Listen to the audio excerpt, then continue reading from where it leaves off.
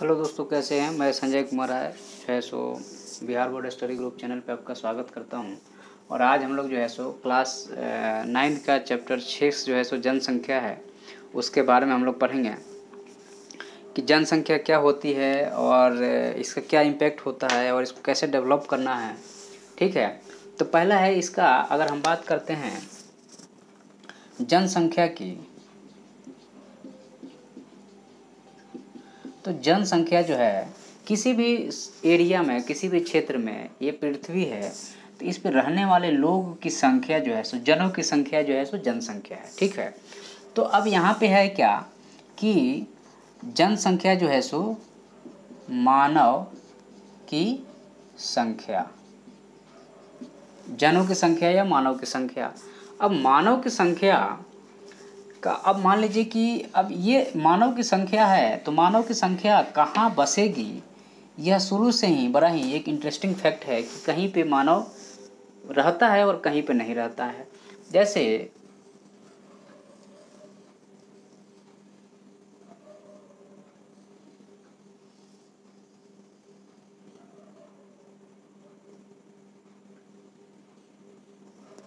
ये हमारा भारत देश है, तो भारत देश में आप देखेंगे कि ये इधर जो है सो ये पूरा पहाड़ी इलाका है और इधर जो है सो ये पूरा पठारी इलाका है। ठीक है, तो ये जो है सो, और ये तटवर्तीय इलाका है, तो तटवर्तीय इलाका में और ये गंगा का मैदान है। ठीक है, ये मैदानी भाग है। ठीक है, तो अब क्या है कि जो आपका ये पहाड़ी भाग है और ये बीच में जो पठारी भाग है और इधर ये रेगिस्तान है। ठीक है, इनको छोड़ दिया जाए तो बाकी ये वाले भाग में या फिर ये जो ये वाले भाग हैं, यहाँ पे जनसंख्या बहुत ज़्यादा रहती है। तो यह क्या शो करता है, यह क्या दिखाता है? यह दिखाता है कि जनसंख्या या आप या हम वहीं रहना पसंद करेंगे जहाँ आपके अनुकूल सारी चीज़ें पर्याप्त मिले। ठीक है, तो आपके अनुकूल क्या क्या हो सकती हैं? पहला तो है कि जगह या फिर ज़मीन, एक तो यह फैक्टर है कि आप समतल भूमि में जो टाइट हो, मतलब हार्ड भी हो, इतना ढीला भी नहीं हो, वहाँ रहना पसंद करेंगे। पहला ये फैक्टर हो जाता है। दूसरा है कि उस जगह पे पानी हो, क्या हो? पानी हो, क्योंकि पानी खाने के लिए ज़रूरत है। ठीक है, तीसरा है कि वहाँ पे कार्य करने की व्यवस्था हो। चौथा है कि वहाँ पे मौसम आपके अनुकूल हो। नहीं तो यहाँ नॉर्थ पोल पे चले जाएं, हिमालय आपके अनुकूल मौसम तो है नहीं रहने के लिए, तो वहाँ लोग कम रहते हैं। मौसम,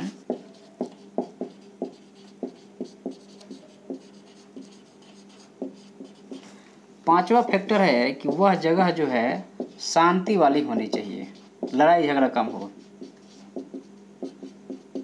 ऐसे हजारों फैक्टर आ जाएंगे। ठीक है, लेकिन मुख्य फैक्टर जो है ज़मीन है, पानी है और कार्य करने की व्यवस्था है, मौसम है, शांति है। ये सारी चीज़ें अगर रहेगी तो वहाँ पे आदमी रहेगा। अब मान लीजिए कि आप बसे तो आप अपने सहयोगी को फ़ोन करोगे कि हाँ, यहाँ पे कार्य भी मिल रहा है, रहने का भी बढ़िया व्यवस्था है, तुम भी आ जाओ। तो इस तरह से धीरे धीरे एक जगह पे लोग काफ़ी ज़्यादा रहने लगते हैं। जैसे आपके आज जो शहरी इलाका है, जैसे दिल्ली है या फिर कोलकाता है या फिर जो है सो आपका बेंगलोर है या फिर चंडीगढ़ है या फिर मतलब इस तरह से जितनी भी सिटी वाली जगह है, वहाँ पे आप देखोगे तो आपको बहुत ज़्यादा जनसंख्या मिलेगा। ठीक है, लेकिन वही आप हिमालय में चले जाओ, वही आप जो है सो फ्लोड प्लेन में चले जाओ, वही आप जो है सो इधर चले आओ, तो यहाँ पे पानी की कमी है। हिमालय में जो है सो प्लेन नहीं है, वहाँ पे मौसम इन्वायरमेंट बड़ा ही टफ है, तो वहाँ लोग कम रहते हैं। अब जनसंख्या आकार और वितरण की अगर हम बात करते हैं कि देखो, अब एक्चुअल में क्या है कि जो है सो डेंसिटी की बात करते हैं तो number of people divided by area, यही होता है ना। कहीं भी डेंसिटी का मतलब यही होता है। अब क्या है कि अब दिल्ली में आप जाएंगे तो आपको जो है सो कम से कम 10,000 लोग मिलेंगे। 10,000 1 किलोमीटर स्क्वायर की एरिया में जो है सो 10,000 लोग मिलेंगे। अब बिहार में जाएंगे तो 1100 लोग मिलेंगे पर किलोमीटर स्क्वायर पे। वेस्ट बंगाल में जाएंगे तो लगभग 1000 लोग मिलेंगे। जैसे आप वहाँ चले जाओ, कहाँ चले जाओ, आप यूपी में चले जाओ तो आपको 900 समथिंग मिलेगा पर किलोमीटर स्क्वायर पे। और आप केरला चले जाओ तो 800 के समथिंग मिलेगा, तमिलनाडु में चले जाओ तो 500 के समथिंग मिलेगा। तो यह क्या शो कर रहा है कि जो नॉर्थ वाला इलाका है, यहाँ पे इलाका जो है सो यहाँ पे जनसंख्या ज़्यादा है और इधर क्या है, जनसंख्या कम है, क्योंकि यहाँ की इन्वायरमेंट क्या है, टफ है, और इधर के इन्वायरमेंट रहने के लिए क्या है, आसान है। तो ये हो गया जनसंख्या का। अब हमारे यहाँ जो आकार की हम बात करते हैं तो वितरण वाला तो हमारा ये हो गया कि जो है सो इधर जो है सो ज़्यादा है और इधर जो है सो कम जनसंख्या है। यहाँ भी क्या है, कम जनसंख्या है, ये यहाँ भी क्या है, कम जनसंख्या है, ठीक है। और ये जो कोस्टल इलाका यहाँ पे ज़्यादा है, ठीक है। तो यह हो गया हमारा डिस्ट्रीब्यूशन हो गया या वितरण हो गया जनसंख्या का। उसके बाद में जनसंख्या के आकार की बात करते हैं तो आकार का मतलब यह होता है कि आपके यहाँ टोटल उस एरिया में कितने पॉपुलेशन है। तो भारत में कितने हैं, 130 लाख करोड़ हैं। चाइना में 150 लाख करोड़ हैं। यूएसए में जो है सो 30 लाख करोड़ है। तो यह क्या है, जनसंख्या का आकार है। तो भारत की जनसंख्या अगर देखा जाए तो आपका जो है सो नॉर्थ अमेरिका की जनसंख्या, साउथ अमेरिका की जनसंख्या और उसके बाद में ऑस्ट्रेलिया की जनसंख्या मिला देंगे तो उससे भी ज़्यादा सिर्फ भारत की जनसंख्या है।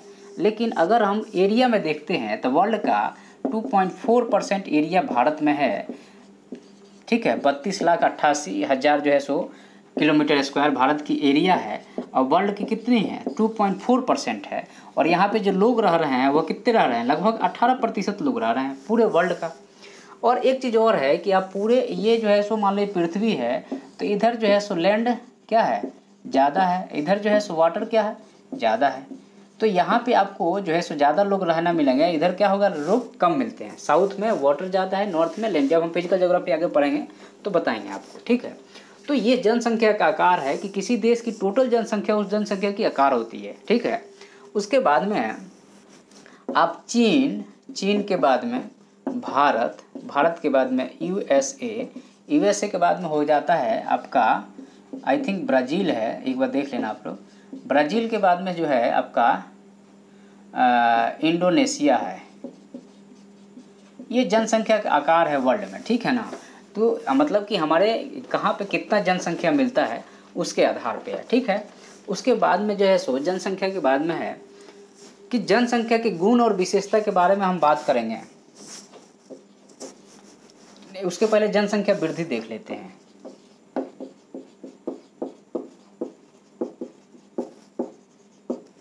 ठीक है, जनसंख्या वृद्धि का मतलब होता है कि कितने लोग जन्म ले रहे हैं और कितने लोग मर रहे हैं, ठीक है। तो मान लीजिए कि 40 लोग 1000 के पॉपुलेशन में 40 लोग एक साल में जन्म लेते हैं और 1000 के पॉपुलेशन में 10 लोग जो है सो 1000 में 10 लोग मर रहे हैं। तो ग्रोथ कितना हो गया, 30 का हो गया। कितने का हो गया, 30 का हो गया, ठीक है। तो यह क्या हो गया, जनसंख्या की क्या हो गई, यह वृद्धि हो गई कि कितना किस रेट से हमारी जनसंख्या जो है सो बढ़ रही है, ठीक है। तो उसके बाद में क्या है कि ये जन्म और मृत्यु के आधार पे हो गया हमारा कि हमारा जो है सो 1000 पे कितना बढ़ रहा है और 1000 पे कितने घट रहे हैं। उसके बाद में हम जो है सो आपका दूसरा चीज़ ये है कि मान लीजिए यह एरिया है तो यहाँ पे या तो लोग अंदर आते हैं या नहीं तो यहाँ से लोग बाहर जाते हैं, ठीक है।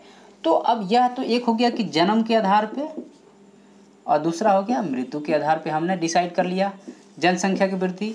लेकिन यहाँ पे लोग आ भी तो रहे हैं और जा भी तो रहे हैं, तो जो आएंगे वह जनसंख्या में क्या होगा, ऐड होगा, जो जाएंगे वो क्या हो जाएगा, घटाना होगा, सब्सट्रैक्ट होगा। तो अब इस आधार पे इसको इमिग्रेशन और इमिग्रेशन बोलते हैं। आने को बोलते हैं इमिग्रेशन और जाने को बोलते हैं, लिखते वैसे ही है इमिग्रेशन, ई और आई का। तो हम लोग क्या करते थे, हम क्या करते हैं इसको याद करने का, IN आना मतलब इन और जाना मतलब एग्जिट, ऐसे याद रखते हैं, ठीक है। इमिग्रेशन और इमिग्रेशन से, ठीक है। उसके बाद में क्या होता है कि हमारी जो है सो जन्म और मृत्यु के आधार पे एक तो हो गया जनसंख्या की वृद्धि डिसाइड करना, दूसरा है कि लोग आ रहे हैं और लोग जा रहे हैं। तो वहाँ की पार्टिकुलर जनसंख्या, जैसे अभी दिल्ली की जनसंख्या, लोग भाग रहे हैं बिहार जा रहे हैं, पहले आए होंगे ना, तो वहाँ की तभी तो जनसंख्या 10,000 1 किलोमीटर स्क्वायर पे है। या फिर महाराष्ट्र से लोग भाग रहे हैं तो गए होंगे ना, तो वहाँ की जनसंख्या तो बढ़ गई ना। तो ये है, तो इसमें क्या है, कंडीशन क्या होती है कि यहाँ से जाने का जो कंडीशन होता है, यहाँ पे मारकाट हो, मतलब अशांति हो, खाने का सामान नहीं हो, शिक्षा नहीं हो, रोजगार नहीं हो, तभी ना लोग भागेगा यहाँ से। तो भाग रहा है, बिहार से भाग रहा है, मतलब अशांति रहती है, गोली बारूद हमेशा चलते रहते हैं, खाने का सामान नहीं है, शिक्षा नहीं है, रोजगार नहीं है, तो लोग भाग रहे हैं। तो इसको बोलते हैं पुश फैक्टर। क्या बोलते हैं इसको? पुश फैक्टर, मतलब पुश कर रहा, धकेल रहा है लोगों को वहाँ से भागने के लिए। अब जो है सो पुल फैक्टर क्या है, खींचने वाले फैक्टर क्या है? सेम चीज़ है, जो यहाँ नहीं है वो यहाँ पे है। मतलब रोजगार भी है, शिक्षा भी है, और रहने का जगह भी है, स्वास्थ्य की सेवा भी है, सब चीज़ है। तो यहाँ से लोग भाग रहे हैं, तो खींच रहा है, पुल कर रहा है, और यहाँ से धकेल रहा है जाने के लिए कि ये नहीं है भागो यहाँ से, और ये नहीं आओ यहाँ पे, ठीक है ना। तो ये इंपॉर्टेंट फैक्टर हो जाता है। उसके बाद में जनसंख्या की परिवर्तन, वृद्धि के बाद में क्या होगा? परिवर्तन ही होगा ना जनसंख्या का। तो परिवर्तन क्या होगा? तो रिसोर्स पे लोड पड़ेगा। रिसोर्स मतलब संसाधन, तो लिमिट है ना। अरे भैया 32,88,000 भारत की एरिया है, तो उतना ही है ना। आप 130 लाख रख लो, या फिर 30 लाख रख लो, या चाहे 20 लाख रख लो, चाहे 5 लाख रख लो। तो जितना ज़्यादा रहेंगे उतना जल्दी जल्दी ख़त्म करेंगे, जितना कम रहेंगे उतना कम होगा। तो ये ध्यान रखने वाली बात है। तो अब हमारा वृद्धि के बाद में जनसंख्या में जो परिवर्तन आता है, तो परिवर्तन जो आता है तो उसमें क्या होता है कि मान लीजिए कि ये हमारा इंडिया है,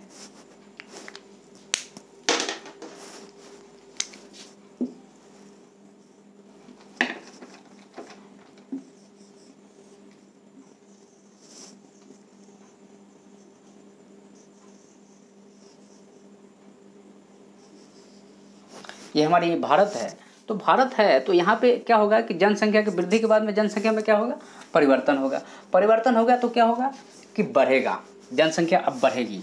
तो 1901 से लेके 1921 तक, 1921 से लेकर के 1950 तक, 1950 से लेकर के 1970 तक, तो यहाँ पे जो है सो वृद्धि जो था वो लिमिटेड था, कम था, ठीक है। मतलब बर्थ रेट, जन्म दर भी ज़्यादा था और डेथ रेट भी ज़्यादा था। यहाँ पे भी बर्थ रेट बढ़ रहा था, ठीक है, बर्थ रेट बढ़ रहा था, और डेथ रेट जो है सो घट रहा था। यहाँ पे क्या हो गया? बर्थ रेट तो बढ़ ही रहा है, लेकिन डेथ रेट घट गया, मतलब मृत्यु दर घट गया। तो यहाँ पे क्या हो गया? जनसंख्या का विस्फोट हो गया। मतलब हमें अचानक से जो है सो, हम लोग मान लो कि अचानक से 100 करोड़ हो गए, ऐसा हो गया आना, क्योंकि स्वास्थ्य सुविधाएं बढ़ गई। यहाँ पे कोई अंग्रेज डंडा मार रहे थे, स्वास्थ्य सुविधाएं भी नहीं थी। अब तो स्वास्थ्य सुविधाएं भी आपको मिल रही हैं, और खाने पीने को भी अच्छा मिल रहा है, और आपको बोलने की भी आज़ादी है, क्योंकि आप देश में क्या हो गए? स्वतंत्र हो गए हैं। समझ रहे हो ना? तो इससे क्या हुआ? जनसंख्या का क्या हुआ? विस्फोट हो गया। विस्फोट हो गया तो क्या हो गया? संसाधन लिमिट है, तो क्या होगा? एक्सप्लॉयटेशन बढ़ गया संसाधनों का। संसाधन का एक्सप्लॉयटेशन बढ़ेगा तो मार्केट होगी, ठीक है, एक्युमुलेशन ऑफ द संसाधन होंगे, ठीक है। अब इसके बाद में जो है सो गुण और विशेषता की बात करते हैं।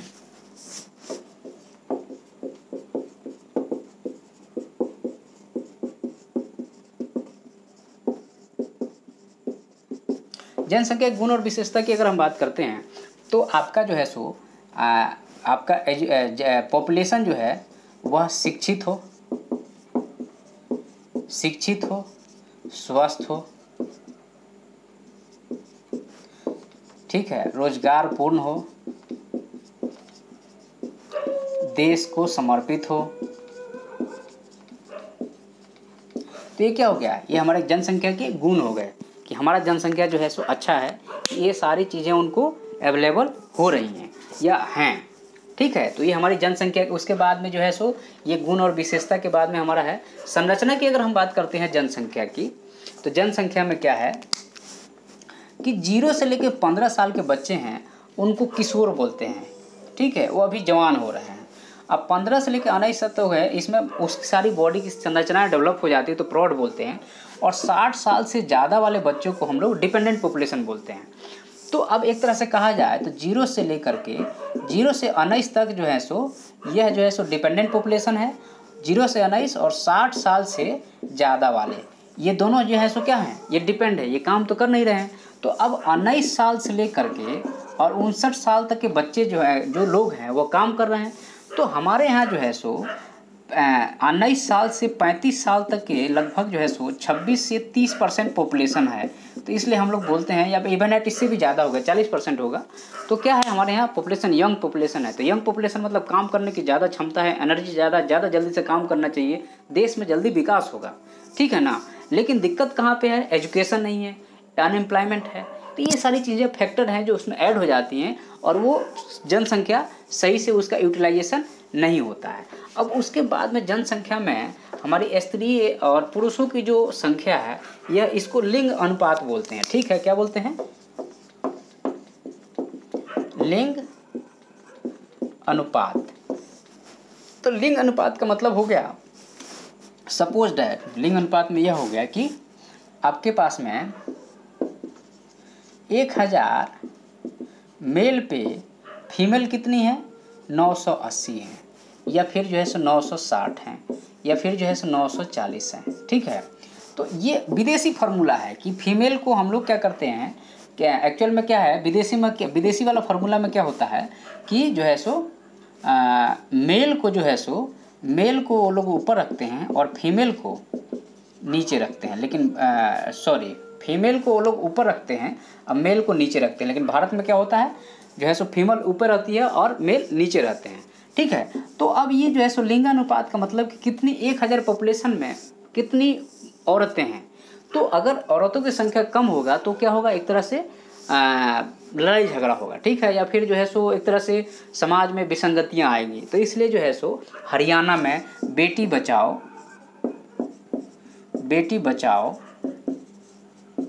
बेटी पढ़ाओ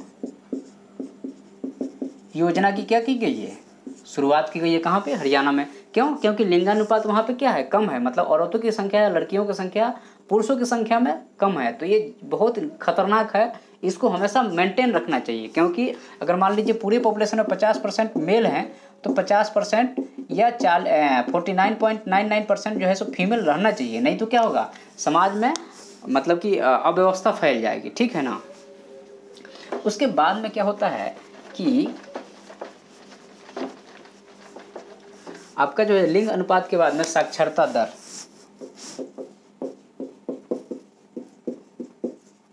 साक्षरता में दो तरह से, एक तो होता है कि जो पढ़ लिख रहा है, मतलब कि जो पढ़ लिख ले रहा है वो साक्षर है, तो वो उसकी संख्या 1000 में कितनी है। 1000 बेसिक चीज़ है, 1000 पॉपुलेशन, क्योंकि बहुत बड़ा अमाउंट है, इसलिए बड़े चीज़ों को लेके चलते हैं हम लोग। तो कितने लोग उस पढ़ लिख ले रहे हैं, तो केरल में सबसे ज़्यादा है और बिहार में सबसे कम है, ठीक है ना। ऐसे बहुत सारे स्टेट है। तो इस तरह से जो है सो साक्षरता दर को हम मापते हैं। उसके बाद में व्यावसायिक संरचना कि कौन क्या कर रहा है, जैसे कोई डॉक्टर है, कोई इंजीनियर है, कोई कमर्शियल एक्टिविटी में इंक्लूड है, इस तरह से बहुत सारे व्यावसायिक संरचना है। तो जैसे नॉर्थ वाले हैं खेती किसानी में ज़्यादा हैं, साउथ वाले हैं जैसे बेंगलोर में है, या जो